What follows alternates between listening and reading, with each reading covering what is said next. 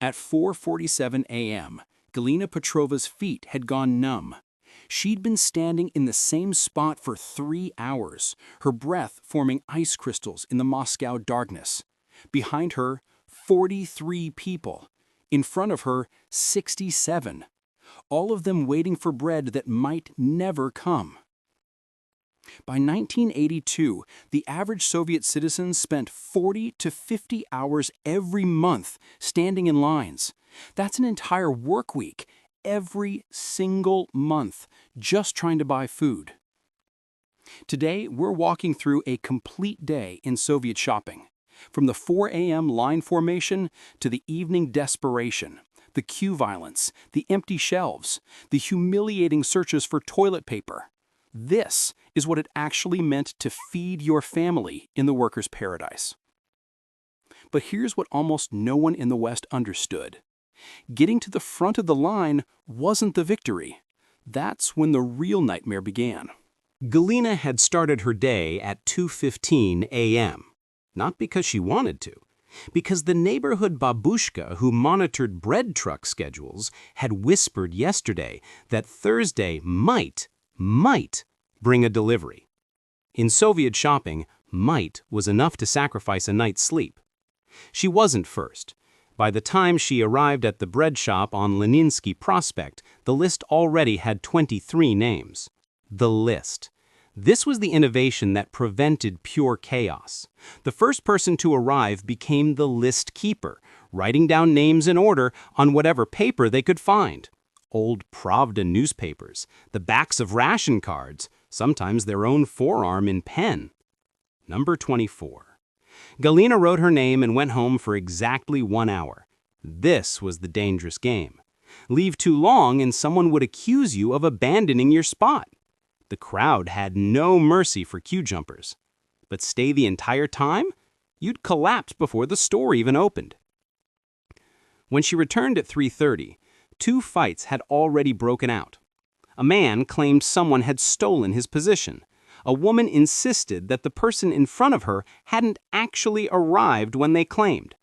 The list keeper, a grim-faced woman in her 60s who did this job 3 times a week, settled both disputes with the authority of a judge. Her word was law because everyone knew. Challenge the list keeper, and tomorrow you'd be at the back of every line. The cold was the worst part. Moscow in February, temperatures around -15 Celsius. Galina shifted from foot to foot, a futile attempt to keep blood moving. Around her, people huddled into their coats, eyes closed, but not sleeping. Never sleeping. Fall asleep in a queue, and you'd wake up at the back. By 6 a.m., when the gray dawn finally broke, 134 people stood in line. For bread. Just bread. "How much today?" someone called out. The list keeper shrugged. "Maybe 200 loaves, maybe 150. That meant at least 34 people in this line would get nothing. But no one left, because tomorrow might be worse. Next week definitely would be worse. Here's what evolved in these queues that Westerners never imagined. An entire shadow economy. By 1980, you could hire professional line standers. Elderly people, mostly, who'd claim your spot for 3 to 5 rubles, about a day's wages for many workers. You'd arrive at 2 a.m., register on the list, pay someone to stand for you, then return at 8 a.m., fresh and rested, while pensioners, frozen and exhausted, took your money. The Soviet government officially denied this happened, but in 1983, a Leningrad newspaper inadvertently confirmed it by condemning antisocial parasites who profit from the people's struggle. They were talking about 75-year-old women earning enough to buy butter. The true horror wasn't just the wait, it was the mathematics. If you spent 3 hours in line for bread, 2 hours for milk, 4 hours for meat if meat appeared, and 3 hours for basic vegetables, you'd consumed a half day, multiple times per week. This is why Soviet productivity was catastrophically low. Workers were exhausted from shopping. Galina calculated it once. In 1981, she spent approximately 187 hours standing in queues. That's 23 full workdays. Nearly an entire month of her life in lines. At 7:43 a.m., when the store manager finally appeared, something happened that would become infamous in the neighborhood. The manager announced there would be exactly 127 loaves. The queue erupted. People who'd been standing for 5 hours realized they'd get nothing. A man near the back, later identified as Viktor Sokolov, a factory foreman, charged forward. He made it 12 places ahead before the crowd turned on him. What happened next was caught by a foreign journalist who happened to be walking past. They beat him. Not severely, but thoroughly. Fists, kicks, a woman hitting him with her shopping bag. The same people who'd stood peacefully beside him for hours transformed into a mob in seconds. By the time it ended, Victor lay in the snow, bleeding from his nose, his coat torn. The police never came because the police understood in Soviet society protecting your place in line was self-defense. But here's the detail that haunted witnesses. After they beat him, after he crawled away, people returned to their exact positions and stood in perfect silence, as if nothing had happened, as if this was normal, because it was. When Galina finally reached the counter at 8:52 a.m., nearly 7 hours after she'd first written her name on the list, the bread was dark, dense, and already going stale. She received 2 loaves, her weekly ration. The word for this was deficit. Chronic, permanent shortage. Not occasional scarcity like wartime rationing. Not temporary supply chain problems. Permanent absence of basic goods in a nation that claimed to be a superpower. Here's what was always in deficit by the late 1970s. Meat, butter, sugar, fresh vegetables, toilet paper, soap, women's tights, children's shoes, light bulbs, and books. Yes, books were rationed. The insanity? The Soviet Union was one of the world's largest exporters of grain. While Galina stood 7 hours for stale bread, Soviet wheat was feeding cattle in Western Europe. The USSR produced more meat per capita than many Western nations and exported it while Soviet citizens fought over scraps. Marina Volkova, a school teacher in Sverdlovsk, remembered the day she finally saw oranges in her local store in 1979. She was 42 years old. It was the first time in her adult life. She bought 6, the limit, and her hand shook as she carried them home. That night, her children, ages 8 and 11, had never tasted an orange. They ate them slowly, almost ceremonially, memorizing the flavor in case it never came again. It didn't, not for 3 more years. But Soviet citizens weren't passive victims. They innovated, they adapted, they created systems the government couldn't acknowledge and couldn't stop. Blot, connections, the true currency of Soviet life. If your cousin worked at a meat processing plant, you'd get meat. If your neighbor's son was a store manager, you'd get advance warning of deliveries. If you had nothing to trade, you had nothing. Anna Dimitrievna, a Moscow nurse, never stood in line for butter. Never. Because twice a month, she treated the wife of a dairy warehouse supervisor, treatment that officially wasn't allowed, using state medical supplies for private care, but the warehouse supervisor's wife had chronic back pain, and Anna had access to pain medication.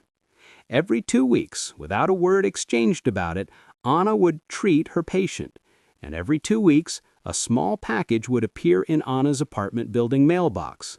2 kilos of butter wrapped in plain paper. This was how the Soviet Union actually functioned, a vast, unspoken barter network running beneath the official economy like a shadow infrastructure. The government called it corruption, the people called it survival. By 1985, it was estimated that 40% of Soviet GDP moved through blot networks.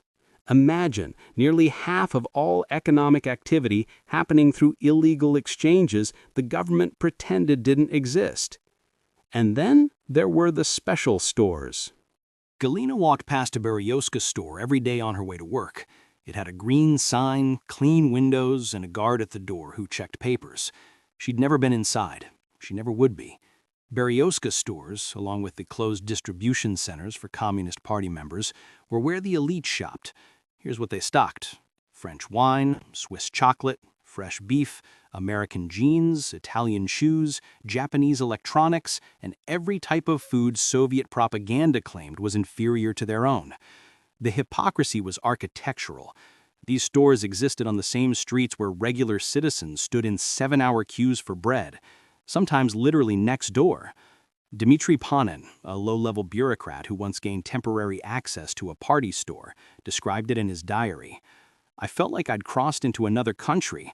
There were 18 types of sausage. 18. I stood there counting them, making sure I wasn't hallucinating.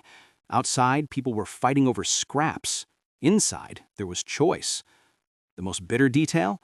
These stores used special currency, Wienes Posseltorg certificates, that party members received as bonuses. Ordinary rubles didn't work.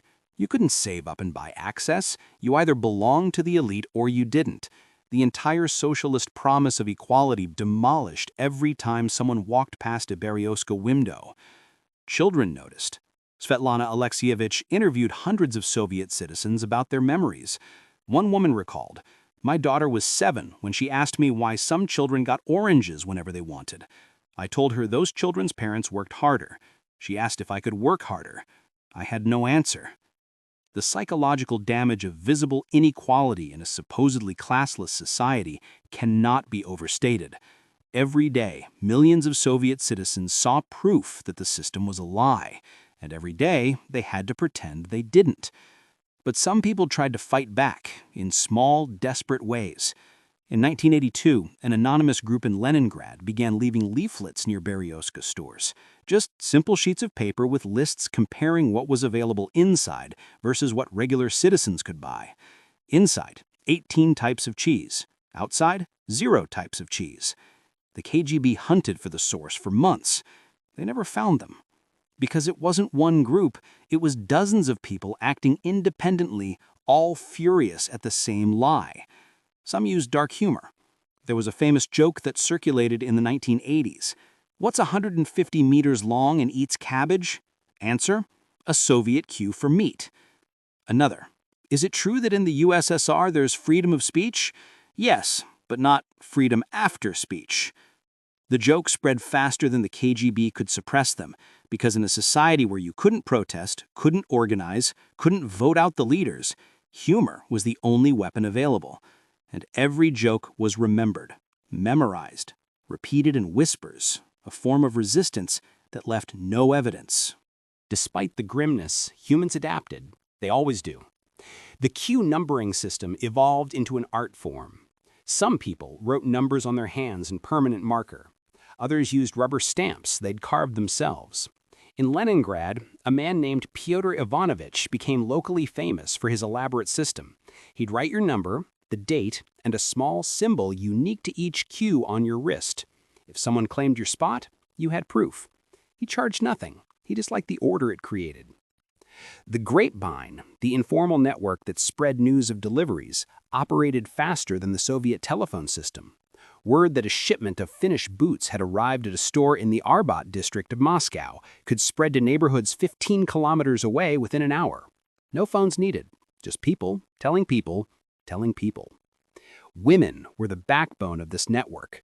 Men worked longer factory hours, so wives, mothers, and grandmothers became the information brokers. They'd share intelligence in communal kitchens, at bus stops, in building courtyards. A successful Soviet household wasn't built on the man's salary. It was built on the woman's queue network. And in those lines, lasting friendships formed. Raisa and Yelena met in a meat queue in 1977. 5-hour wait, no meat at the end. But they talked the entire time. Within a year, they were taking turns standing in lines for each other. Within 5 years, they were family. When Rice's husband died in 1983, Yelena stood in line for 3 days to get flowers for the funeral. When Yelena's daughter got married in 1985, Rice used every Blatt connection she had to find a white dress. They remained friends until Rice had died in 2004. At the funeral, Yelena said, "We survived because we had each other. The government thought the lines would break us. Instead, they bound us together." There was even romance in the queues. Multiple marriages began with a conversation in a bread line. The Soviet government's propaganda about socialist brotherhood building community, it wasn't entirely wrong, just not in the way they intended. Professional queue standers developed elaborate ethics systems. Most had rules. They wouldn't stand for more than 3 people per day to prevent total displacement of the working class. They'd refuse to stand for party members, a small act of resistance, and they'd always give back part of their earnings to the list keeper. One elderly woman in Kyiv, Tatiana Petrovna, kept a notebook where she tracked her queue standing jobs from 1979 to 1988. 9 years, 1,247 different clients. She calculated she'd stood in lines for a combined total of 4,388 hours. That's 183 full days, half a year of her life standing in lines for other people so they could survive the system that was supposed to be serving them. But all these adaptations, all this ingenuity, all these friendships, none of it changed one fundamental reality. They were still standing in lines for bread. By 1988, the queues weren't just long anymore. They were desperate. Gorbachev's reforms, glasnost and perestroika, had loosened political control, but shattered what little remained of the distribution system. Factories stopped producing. Farms couldn't get equipment. Stores that once had bread 3 times a week now had bread once a week. Maybe. The queues became symbols. Foreign journalists photographed them endlessly. Soviet officials could no longer deny them. The lie had become too visible. In 1991, the August coup attempted to restore the old system. It failed partly because the Soviet people simply stopped believing. You can't maintain a government built on lies when everyone knows they're lies. And everyone had spent decades in queues that proved the lie. When the USSR finally dissolved on December 26, 1991, one of the first changes wasn't political. It was commercial. Western-style supermarkets began opening in Moscow, St. Petersburg, and other major cities. Not immediately, not everywhere, but enough that people could see them. Yevgeny Volkov, age 52, walked into the first supermarket in his Moscow neighborhood in January 1992. He stood in the entrance for 20 minutes, just staring. Multiple aisles, hundreds of products, no queues. He started crying. He couldn't explain why. But the transition wasn't easy. The first decade after the Soviet collapse brought new scarcities, hyperinflation, economic chaos. Some elderly Russians actually became nostalgic for the Soviet era, not because the queues were good, but because at least they knew the rules. The new capitalism was confusing, expensive, and often corrupt in different ways. Yet, no one missed the queues. No one wanted to return to standing 7 hours for bread. Today, Russia has modern supermarkets, abundant food supplies, and no rationing. But talk to anyone over 60 and they'll tell you, they still can't throw away bread. They still buy extra when they see something they need. They still feel a flutter of anxiety in their chest when a shelf is empty. The queues are gone, but they're not forgotten. Galina Petrova, if she's still alive, would be in her 80s now. When she looks at her grandchildren who've never known hunger, never stood in a pre-dawn queue, never fought for butter, does she feel relief, pride, grief for the years she lost?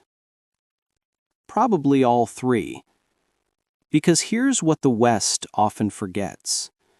This wasn't ancient history. This was the 1970s and 1980s. Color television existed. Rock and roll existed. Americans were landing on the moon, then developing personal computers, then connecting them to the internet. And Soviet citizens were standing 4 hours in line for bread. Millions of people. Billions of hours. Decades of life consumed by the simple act of survival in a system that promised abundance and delivered empty shelves. The bread they waited for is long gone. The stores have been rebuilt. The system that created the queues has collapsed into history. But the people who stood in those lines, they carry it still. In their hands that can't throw away food, in their eyes that fill with tears in well-stocked supermarkets, in their memories of cold mornings and empty stomachs, and the slow, grinding erosion of dignity that came from fighting your neighbors for scraps. They waited, they survived, and they remember.